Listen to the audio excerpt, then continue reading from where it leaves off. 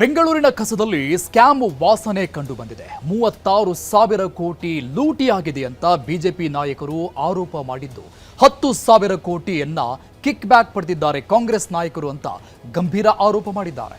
ಇದರ ಜೊತೆಗೆ ರಾಜ್ಯಪಾಲರಿಗೂ ದೂರು ಕೊಟ್ಟಿದ್ದಾರೆ.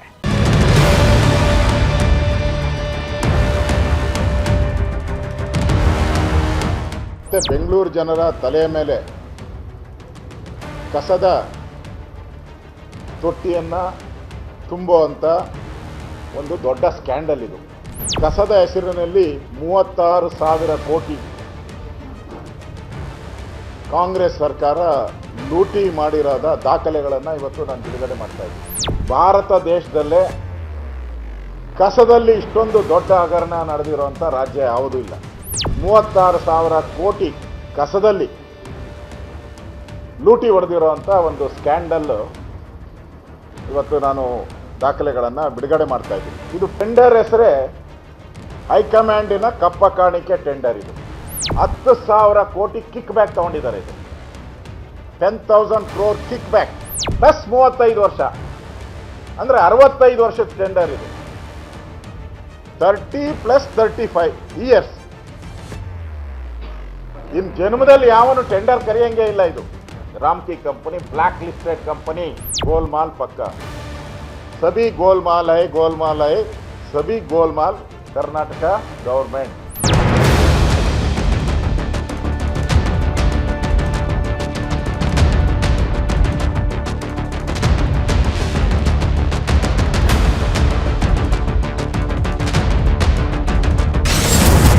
ಬೆಂಗಳೂರು ಕಸದಲ್ಲಿ ಬಹುಕೋಟಿ ಸ್ಕ್ಯಾಮ್ ವಾಸನೆ.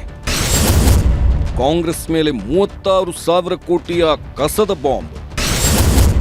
ಕಪ್ಪು ಪಟ್ಟಿಯ ಕಂಪನಿಗೆ ಟೆಂಡರ್, ಕೈ ಕಮಾಂಡ್ಗೆ ಕಪ್ಪ. ಕೈಗೆ ಬಂತ 10,000 ಕೋಟಿ ಕಿಕ್ ಬ್ಯಾಕ್. ಕೇಸರಿ ಆರೋಪವೇನು? ಬೆಂಗಳೂರು ಕಸದಲ್ಲಿ ಕೋಟಿ ಕೋಟಿ ಸ್ಕ್ಯಾಮ್, 36,000 ಕೋಟಿ ಲೂಟಿ, 10,000 ಕೋಟಿ ಕಿಕ್ ಬ್ಯಾಕ್. ಈ ಕಿಕ್ ಬ್ಯಾಕ್ ಹೋಗಿರೋದು ರಾಜ್ಯದ ಕಾಂಗ್ರೆಸ್ ನಾಯಕರಿಗೆ. ಇದು ರಾಜ್ಯ ಬಿಜೆಪಿ ಮಾಡ್ತಾ ಇರೋ ಗಂಭೀರ ಆರೋಪ. ಬಿಜೆಪಿ ನಾಯಕರು ಹೇಳ್ತಾ ಇರುವಂತೆ ಇದು ದೇಶದ ಅತಿ ದೊಡ್ಡ ಸ್ಕ್ಯಾಮ್, ಯಾರೂ ಕಂಡು ಕೇಳರಿಯದ ಹಗರಣ. ಈ ಹಗರಣವನ್ನ ಈಗ ಬಿಜೆಪಿ ನಾಯಕರು ರಿವೀಲ್ ಮಾಡಿದ್ದು, ದಾಖಲೆಗಳನ್ನು ಕೂಡ ಬಿಡುಗಡೆ ಮಾಡಿದ್ದಾರೆ. ಇಲ್ಲಿದೆ ನೋಡಿ, ಕಾಂಗ್ರೆಸ್ ಮಾಡಿರೋ ಅಕ್ರಮದ ಸಾಕ್ಷ್ಯ ಅಂತ ಫುಲ್ ಡೀಟೇಲ್ಸ್ ಕೊಟ್ಟಿದ್ದಾರೆ.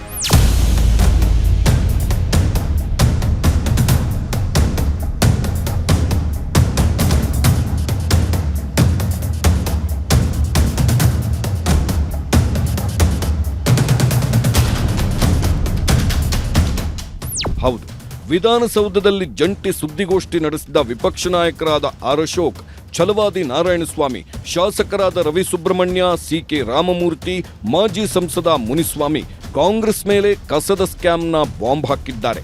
ಕಾಂಗ್ರೆಸ್ ಸರ್ಕಾರ ಭಾರೀ ಹಗರಣ ನಡೆಸಿದೆ ಎಂದಿರೋ R Ashok pin to pin details ಅನ್ನ ಬಿಡುಗಡೆ ಮಾಡಿದ್ದಾರೆ.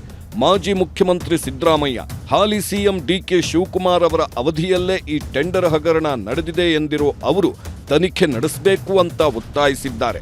ಟೆಂಡರ್ ಪ್ರಕ್ರಿಯೆಯನ್ನ ಸಿಬಿಐ ತನಿಖೆಗೆ ವಹಿಸಬೇಕು ಅಂತಾನೂ ಆಗ್ರಹಿಸಿದ್ದಾರೆ. ಎಸ್, ಬಿಜೆಪಿ ಮಾಡಿರೋದು ಅತಿದೊಡ್ಡ ಆರೋಪ. ಕಸದಲ್ಲೇ ಅತಿದೊಡ್ಡ ಸ್ಕ್ಯಾಮ್ ನಡೆದಿದೆ ಅನ್ನೋದು ಕೇಸರಿ ನಾಯಕರ ವಾದ. ಇಷ್ಟಕ್ಕೂ ಏನಿದು ಸ್ಕ್ಯಾಮ್ನ ಆರೋಪ ಅಂತೀರಾ? ಇಲ್ಲಿದೆ ನೋಡಿ.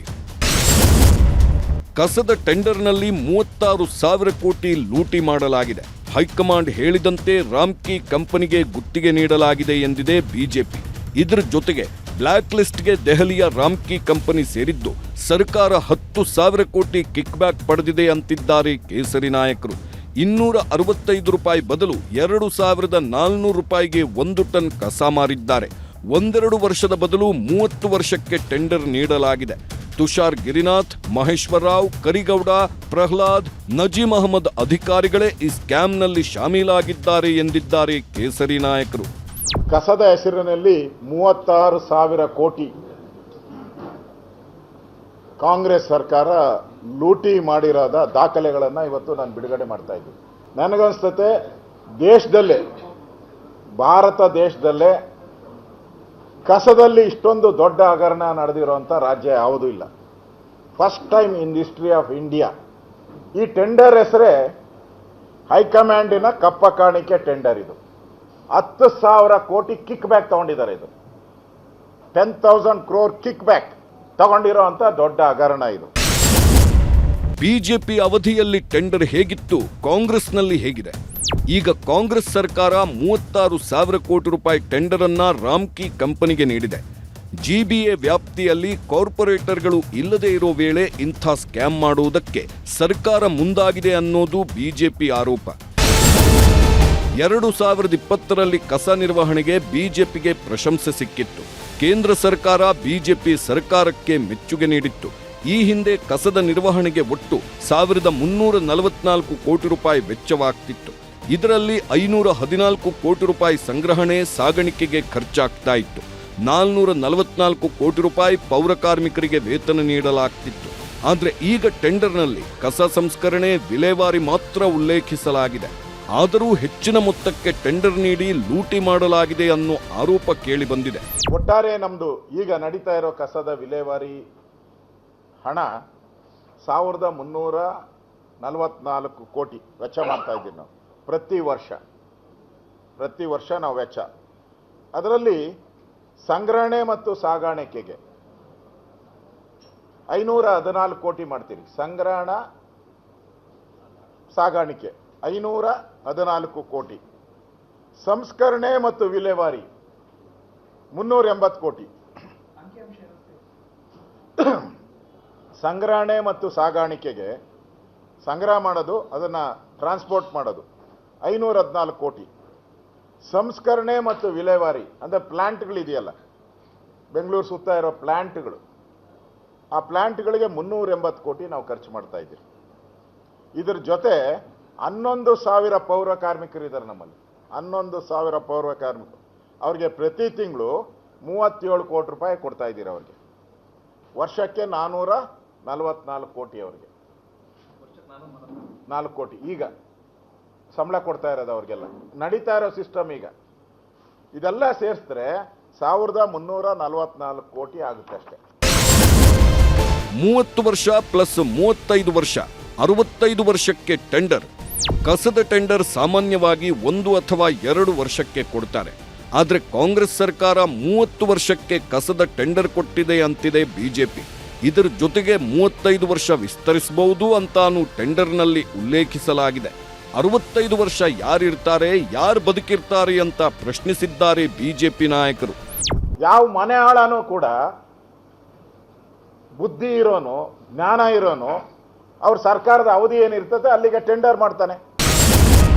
ರಾಜ್ಯಪಾಲರಿಗೆ ಕೇಸರಿ ನಿಯೋಗದಿಂದ ದೂರು.